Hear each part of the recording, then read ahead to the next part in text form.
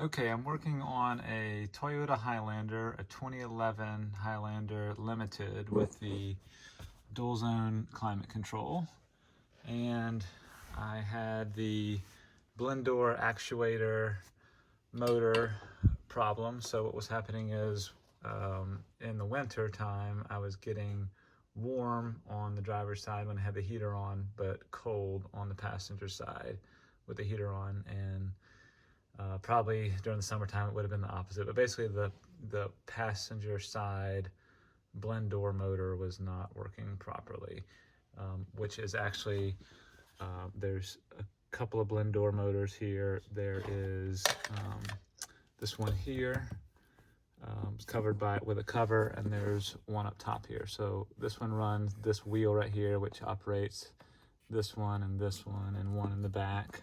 And then there's this lower one here that operates, it's kind of hard to see, but there's a wheel back there.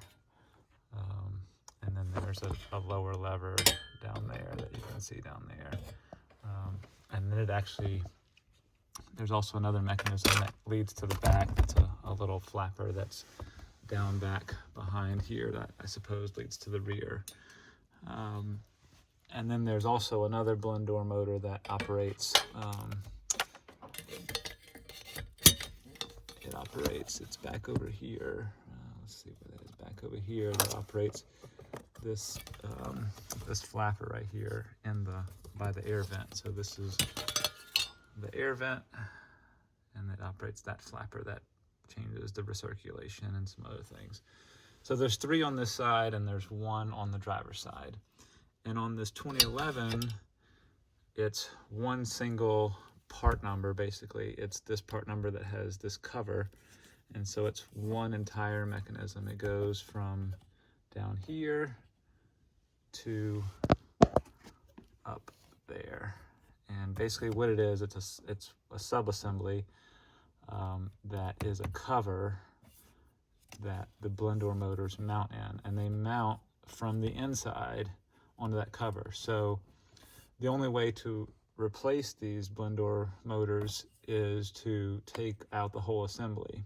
And that whole assembly is one screw here, one screw in the back over here, and one at the top up here. You can actually go through this recirculation area and get to that top one up there.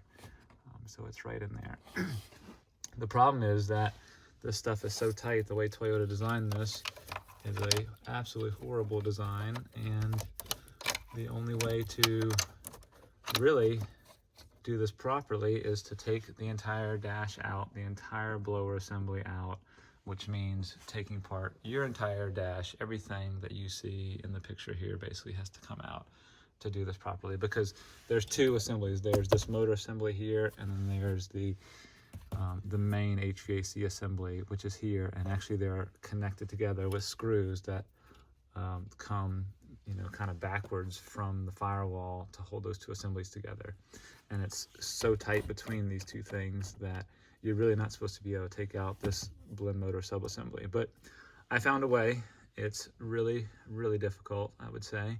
And you can't do it really without cutting some parts up a little bit and making some modifications to the system to do it properly. And I'll tell you about that in a minute. But what I did was I finally got the sub-assembly out, and I diagnosed this blend door motor as the faulty one. It's actually right here, and honestly I still don't really understand what is wrong with it, because it when I give it 12 volts on the motor, it spins and works fine, but whenever I swap it around whenever I got them both out and I was able to swap these 2 motors, I could tell that the problem followed this blend door motor, and they are all the same. So this one and the one on the driver's side are all the same part number. Actually don't have that part here. Will take a picture of it and post it, and you can see the part numbers for those, and even how I did some of the modifications, because I can't show you the modification that I made to the sub-assembly housing because it's installed, and it's kind of hard to see. But basically what you have to do is you have to wrestle this thing out. You'll take out this screw, you'll take out the one up here and the one in the back. The screws are actually pretty easy to get to, they're not bad at all. But what happens is there are guide pins next to those screws that make it pretty hard to get it out. So you'll see this is the screw here, and this is the guide pin that's next to it. It's kind of hard to tell, but it is a little guide pin. And what you can do is you can, you might be able to see it there.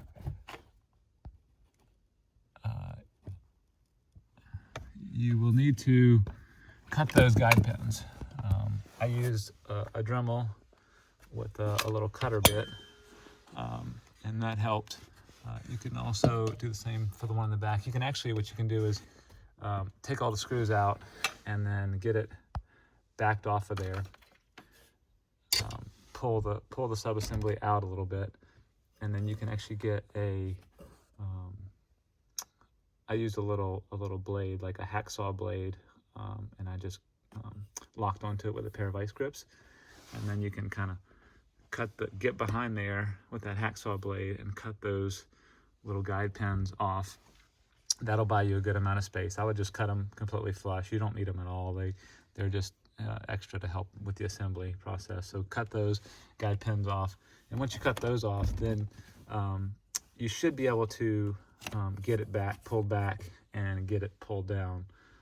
There's a couple of other areas that when I went to reassemble, it's really tricky to reassemble it because you have to get all the levers lined up perfectly with this wheel. This wheel has about 3 or 4 different levers that it operates simultaneously. You have to get all that lined up perfectly. So I made marks. So I brought the AC down to full cold and let it be in that resting position. I made marks, and then I turned the key off, and then so that it would go together the same way it came out.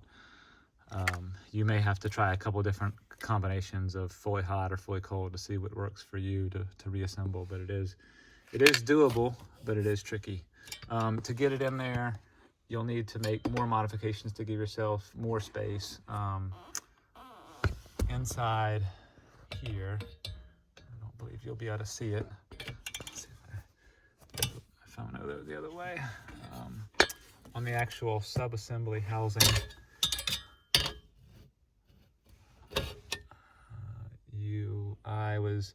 I actually shaved off, I cut apart part of the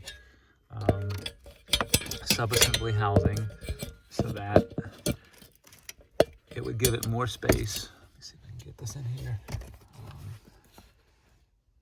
You really can't tell. You can kind of see that I shaved it down right there, but basically this part right here is cut apart so that it has more space. It didn't really affect the structural integrity of the outer plastic housing, but it is, I think, necessary. There's also a bunch of things back in there that are a part of the airbox that are just like structural support things that kind of make the plastic stronger, and I had to cut those in order to get those, make myself more room. You can actually see back there, that's one of those little structural things that I shaved down with my Dremel tool, and there's some other stuff back in there, but it's really tight, but it is doable. I guess that's the main headline. And honestly, if you can't get this working, you basically have an AC system that doesn't work, and the dealership's going to charge you thousands of dollars to take the entire dash apart. So there's not many good options here outside of a ruined vehicle because of this incredibly poor design by Toyota. Tip this back, make sure it's not flipped upside down.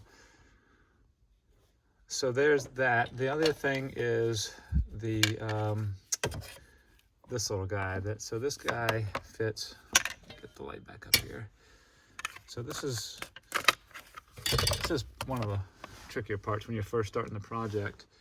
Is this little plastic assembly here is what kind of guides the heat down. So the heat comes out of this port, and then it goes into this little assembly here to kind of shoot it down to the floorboard.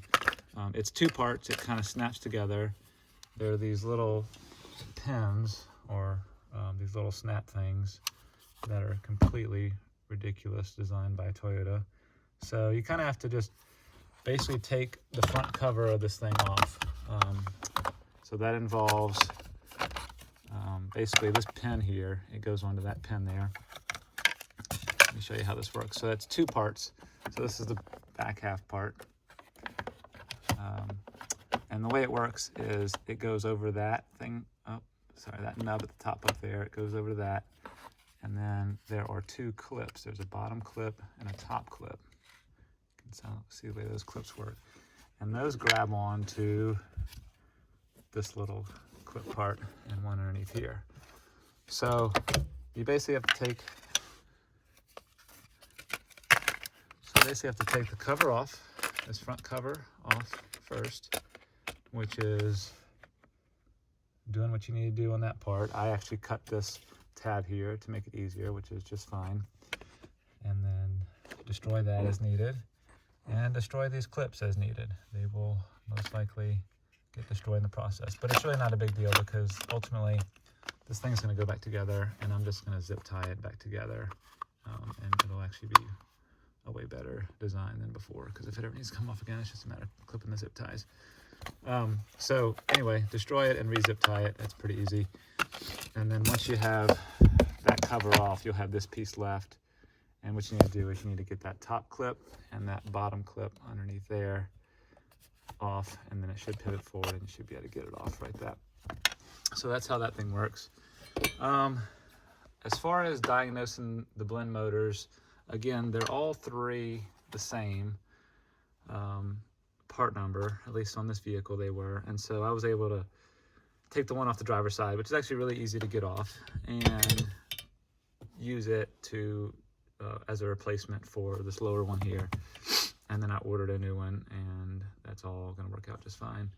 But ultimately, I got this part done. So swap them around as needed. They all work. What I will say is when you swap them around, make sure the car's off. And then what it does is when you start the car up, it goes through a diagnostic procedure, and it realigns those blend motors and gets them all working properly. So if you have the last one in the chain connected, but not the first one, the last one won't work. You have to have the first one connected for it to work. It actually passes the pins through, I believe. And then that'll get the second one, in theory, working. There's also a diagnostic procedure on your dash. If you want to diagnose things before you get into all this mess, you can do the diagnostic procedure, which is basically hold the auto and recirc buttons, and there's some instructions online about how to do that, but you can diagnose it without taking anything apart. Mine issue was a code 41, which is the one of the blend door motors. But basically you can do auto and recirc. When you turn the ignition on, that'll put it in diagnostic mode. You can hit the recirc button, I believe it was 1 or 2 times or something like that, and then it'll go through a diagnostic mode as well to diagnose the blend motors. You can look up more online about how to do that. It's not too hard to find. So anyway, this is probably going to be a more common issue. I know these Denso blend motors are a problem across the board, and I've heard that potentially the reason that mine failed is because some water got in the AC system and froze, and then it burned the motor out on one of the blend doors being frozen shut. This car is left outside in North Carolina, where it does occasionally get to freezing temperatures. So that's possible, I'm not sure. But I'm sure this is going to be a more common issue, so I figured I'd make a video to help everyone out. Drop me a text or comments if you need any more help. This is not my vehicle. I don't own Toyotas, I own Hondas because they're much easier to work on. This is my neighbor's, and I'm just doing it for him as a favor. So let me know if you have any questions, and I'll try to help. Have a good day.